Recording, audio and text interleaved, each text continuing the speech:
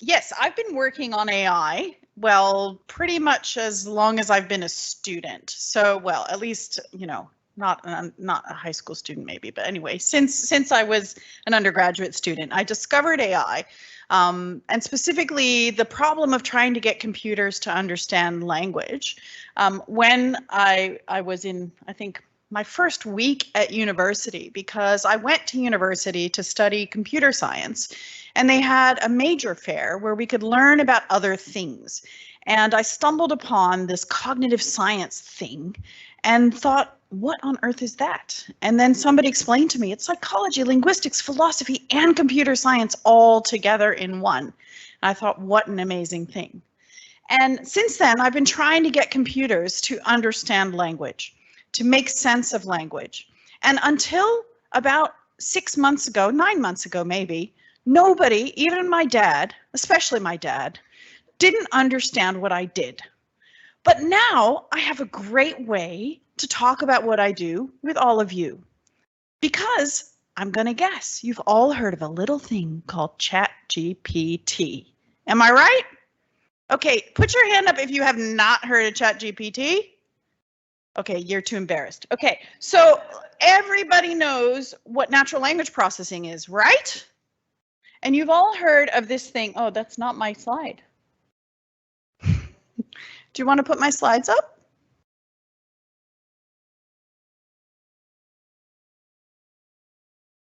Maybe not. Okay, so ChatGPT, what is ChatGPT? Anyone want to take a guess? So you've all played with it. Have you all know what it is? Have you all played with it? You haven't played with it. Okay. It's magic. Okay. What is it? It is not the guest Wi-Fi. You want me to press forward? No, he's waiting to get it up. ChatGPT is a tool where you type in something in natural language and you expect a response in natural language. And so what you type in are words, which we call a prompt, and then you expect words to come out the other side. Aha, there are my slides. Most excellent. Oh yeah, and I put it in the weird mode, but that's okay. It's all good. All right, so what I'm going to talk to you about is the fact that ChatGPT, which is what we call a generative artificial intelligence tool, meaning that it generates language for us using artificial intelligence, is not quite the same as a large language model. You're like, what are all these words, Karen? Okay, so I decided that I needed to explain these words to you if I'm going to make any sense at all. I would also like to acknowledge the people of the Woiwurrung and Boonwurrung language groups before I continue. Okay, so what is a large language model? We hear about ChatGPT and large language models in the same sentence, I think, right? You probably, when people talk about ChatGPT, you've heard them say large language model. They're like, ChatGPT is a large language model. Maybe you've heard that. So what is a large language model? I'm going to unpack it for you. Let's define. Okay, large language model. Large. Well, guess what? That's the English word, means huge, big. In this particular case, it means at least 175 billion parameters. What is a parameter, you ask? I will tell you in a minute.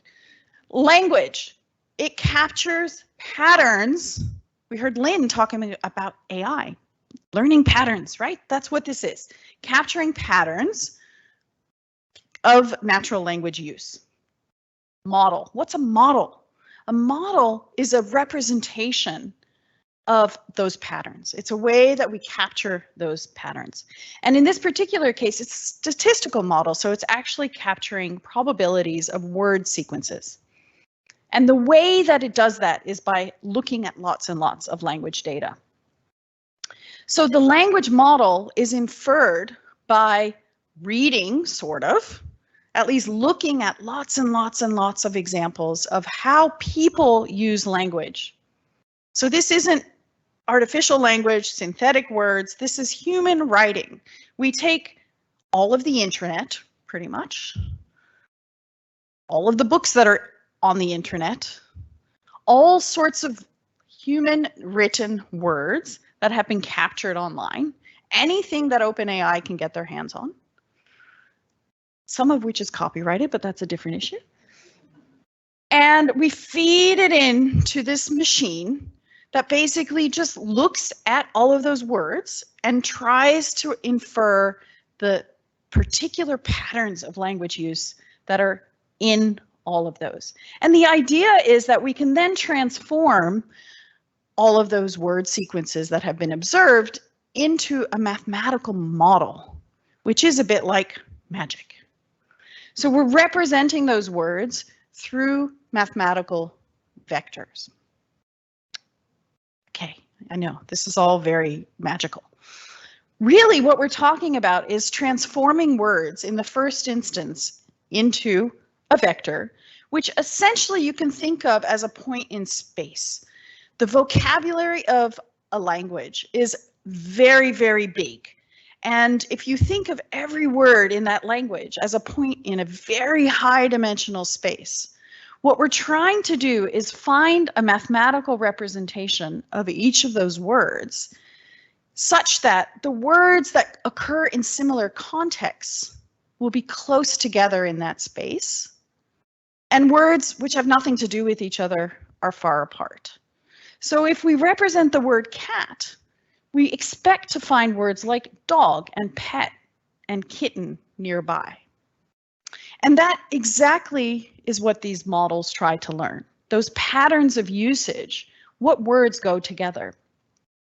The simplest model is what I've shown you here, where we have a single vector representing each word in the vocabulary. And we call that technically an embedding of the words. The words that occur in similar contexts have similar vectors. That means mathematically, if we calculate the distance between them, they're close together. The distance is small.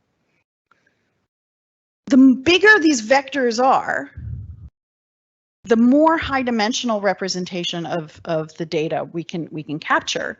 And so essentially we can capture more subtle distinctions. Essentially we're maintaining more dimensions in our representation. And so we can capture more of the different contexts that words occur in. And we do this using what are known as deep models, which actually apply a very large number of mathematical transformations in order to derive that model that captures increasingly complex representations. Oh, what a cute baby. You're distracting me. Okay, so how do we learn this model? I tell you what, that baby's brain is way smarter than what's in ChatGPT, okay, people? Because what it's doing is actually the way we train it is by tricking it. So remember I said we feed in all of this text and it infers a model. It's not actually magic. What it's doing is we're asking it to guess what word fills in the blank. So we over and over and over again mask out words in the input and ask the model to guess what's there. And so if we have the cat on the mat, and the model guesses the cat sat on the mat, we can find an example in that big stack of words we fed into it that has exactly that, because somewhere, somebody on the internet must have written at least once, probably many more than once, many more times than once, the cat sat on the mat. And so if the model guesses the right thing, we say, yay, well done. And we reinforce the patterns that correspond to that. If it makes a mistake and it produces something like the cat read on the mat, this doesn't work, right? Nobody's ever written that. Why? Because cats don't read. So even though linguistically this sentence kind of makes sense, we have a subject, we have a verb, we have a place, prepositional phrase, it doesn't make sense. And so we penalize the model. We say, nah, you got it wrong. And then we have to sort of unwind some of the connections in that network, lower the weights. Okay, I told you this was large and I said it had lots of parameters. Well, the parameters are just those weights. They're the connections, the representation and the connections between the different layers in this very deep neural network. So it's just the way that we either represent in the vectors themselves or in the weight of the links between them.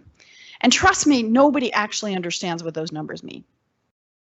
We can only judge whether they've captured the information in that mathematical representation effectively by looking at how well it solves that fill in the blank task. Okay. So in fact, the trick that has made ChatGPT and the precursor models so effective is something that we call a transformer model based on attention. And I won't tell you all the mumbo jumbo behind it, but the idea behind it is that when we look at a word, we don't just look at the word in isolation. We don't just look at cat, we don't just look at sat, we don't just look at mat. We look at all of the words together. The cat sat on the mat.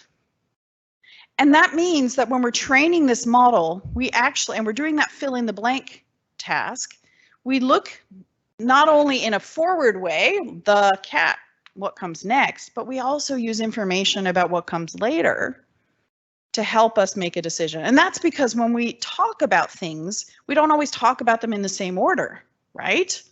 We can say the cat sat on the mat, or we can say the mat that the cat is on. And so we can use information from kind of the whole context to help us make a decision. If you think about a word like bank, bank has two meanings at least, but two obvious meanings. One is the place where you keep your money, and the other is the bank along the river where you might go for a walk. The words that we connect to those different senses of bank are very different. We use them in different contexts. You can sit on a bank, the riverbank kind, but you can't really sit on a bank where you store your money unless you're like very creative and climb up the wall. So when we train these models, we want to look at all the words in the context, because all the words in the context provide us with information about what sense of the word we mean. And the sense of the word is determined by the other words in the sentence. It's not just an absolute thing associated with the word, if that makes sense. So this attention thing was fantastic because what it did was say, I'm not just going to look at the word that came before, I'm going to look at all the words around. And they actually created quite a large context. So we've shown a very small context window here, but they're using often sort of thousands of characters around a word in order to capture the context. Okay, so that brings us to these large models because they're capturing lots and lots of layers in a neural network. And they're capturing this using mathematical weights in the representation. And ChatGPT is, where is it? It's around this line, 175 billion. I know that. So here it is. GPT-3. There's GPT-3.5. ChatGPT is based on GPT 3.5, and we have ChatGPT, the new version, which is based on GPT-4. And these things are growing all the time. They're pretty darn huge, which brings us to another problem, which is that they use a lot of energy, but that's another talk. Okay, so we have large language models and we have generative AI. And if I'm going to answer the question, or if I'm going to tell you that not all large language models are generative AI, I have to tell you what generative AI is. Well, we already talked about it. A type of AI that generates an output creating content of some form. And ChatGPT is just one example. We have ChatGPT, which generates text. We have DALL-E and Midjourney, which you might also have played with, which generates images from a prompt. We can even have generative AI that will generate music or audio files in some form. We can think about applications like generating engineering diagrams from a prompt. We have students, I know, writing code with prompts. Don't do that. It's called plagiarism. Misconduct. You might get in trouble. I'm sure none of you are doing that. Okay, and we might be able to use ChatGPT or something similar to create product designs. Maybe invent a new drug. All sorts of opportunities. The point is that this is a type of AI that produces something new. At least we think it's new.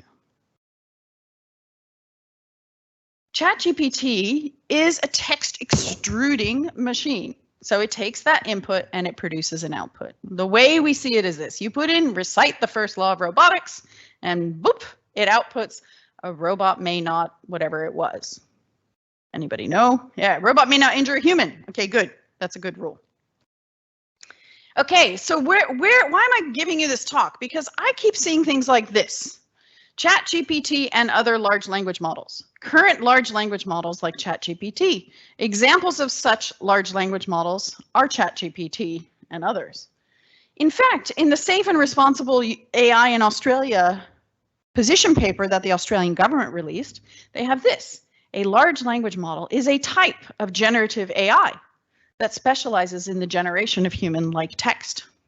I read this and I said, no, it is not. Then I saw my colleagues releasing a special issue invitation where the first sentence is, large language models are a type of generative AI. No. Large language models are not inherently a type of generative AI. We have large language models that captures the structure and the patterns of language, and we have generative AI which produces language. They're not the same. Okay? So my answer is no. And this entire talk is because I kept seeing this and it was driving me nuts. Nobody understands the difference between a large language model and generative AI. Okay, all right. But of course, that's probably like, why is everybody confused? It's not because they're dumb. It's because it's actually a little confusing. And people have forgotten the fact that large language models actually were used for things other than generative AI before they were used for generative AI. So ChatGPT is, of course, a generative AI system, and it, of course, has something to do with a large language model. It uses a large language model as its way to represent the patterns of language. And so when we have an input that we put into ChatGPT, it does indeed take it through that process of converting the text into the mathematical representation and then running it through, and it does the magic. And it literally says magic, so you were totally right. And then it produces an output. In this case, it produces the next word in a sequence. But we've also been using large language models for years to do other kinds of tasks that are not generative.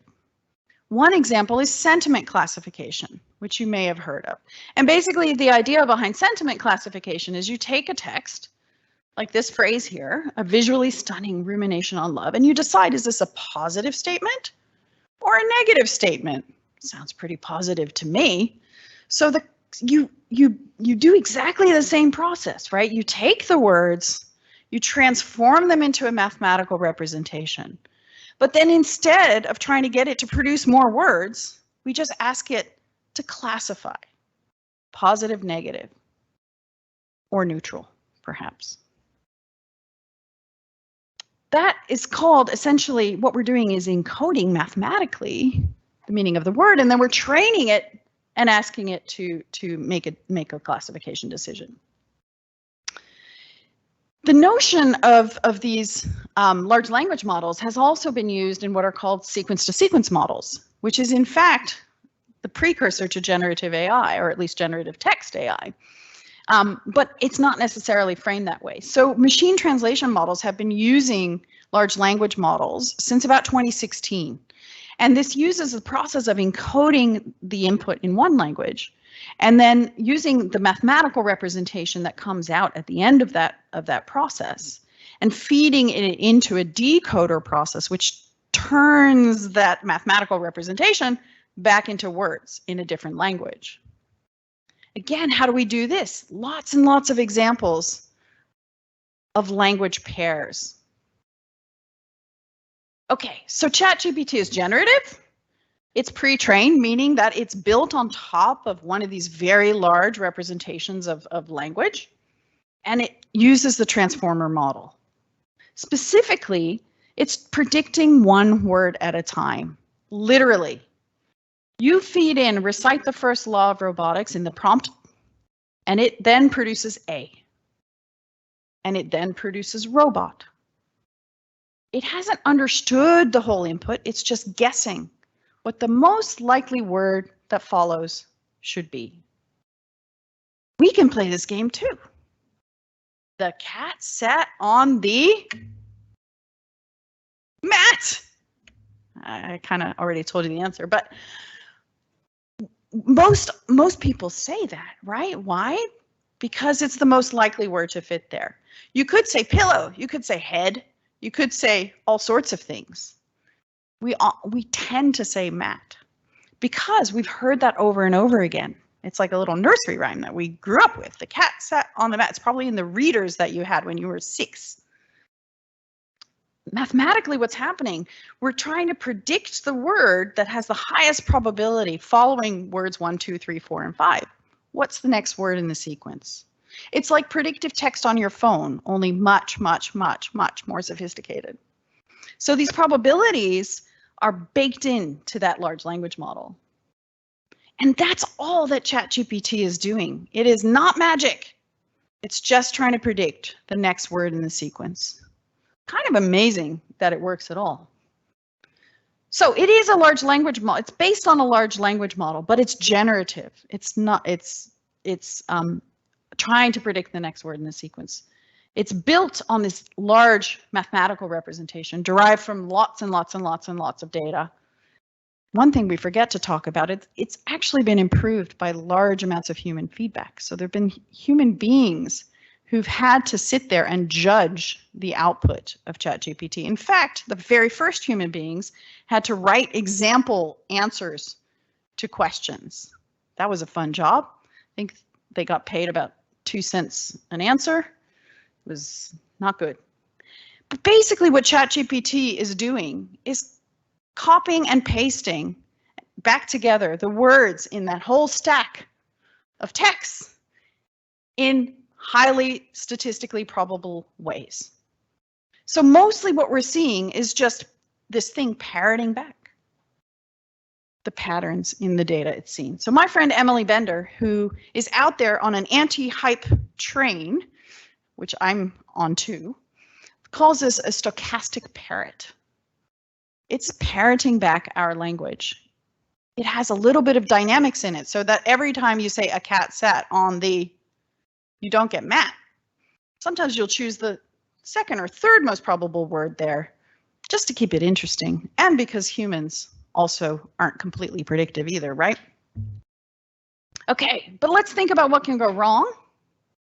We have lots of bias. I say all that glitters is not English. We heard about that earlier from Lynn. There's more than just English, but the model is very heavily biased towards English. So if you are a speaker of Urdu or even Chinese, you will have trouble working with ChatGPT. It probably doesn't like your prompts very much because it doesn't understand them because, well, it doesn't understand anything, but anyway. So we have to remember that actually the use of large language models for text representation is hugely powerful. And if we forget about all those issues with the generative models, we can do so much with them in prediction tasks like that sentiment classification task. And so we're working with these models to do things like classify documents, recognize a document as describing an infection, classify sentences. Does a particular sentence describe a disease? Predict an outcome. Will a patient survive 30 days based on the information that I have in the electronic health record text? Detect events. Has a patient experienced an adverse drug reaction? Can we do information extraction? What's the smoking status of the patient, for instance, which is probably written down somewhere in the record? We can use large language models to solve these problems, but none of these tasks have the problems that the generative systems have, because we're not trying to say the right thing. We're trying to just represent the text and then classify the text in some way. And in fact, we see lots of examples of where this is very effectively, where these large language models are effectively used in the context of healthcare, where I'm doing a lot of my work these days. And here are some examples of those. So none of these involve generation. They involve prediction, but we use the power of the language models to help us build a mathematically representative tool. Okay, so what do we have? Large language models indeed provide us with very powerful representations of patterns of language use. The transformer architectures, by capturing context, led to a step change in the ability of these models. And by the way, OpenAI is not responsible for that. Google was. These large language models can be used to encode and or decode word sequences. And ChatGPT specifically employs the decoder only model in a next word prediction task. It's literally predicting one word at a time. There are many valuable AI tasks, many more than what we see in ChatGPT, that are not generative. And we can use large language models to model those text sources to make predictions in non-generative ways. So in conclusion, large language models are not exactly generative AI, or not always generative AI. We shouldn't say that they're equivalent or one is a type of the other. They're part of a collection of models. And I think we really need to be thinking about the utility of this generative AI because of the problems that we've identified with them. I would suggest that we always need to have a human in the loop. And if you're going to use ChatGPT, it is kind of just a fun toy. You know, you write a sonnet to your loved one, go for it. But if we're going to use it for anything real, remember, it makes stuff up. That's literally what it's doing. It's just guessing the next word in the sequence. So you have to take responsibility for it and make sure that it is accurate, not misinformation, certainly not fake news, and that you're only using it if you trust what it's produced. And here's just your last bit of humor. AI turns a single bullet point into a long email I can pretend I wrote. AI makes a single bullet point out of this long email I can pretend to read. This is the world we're in, people. Thank you.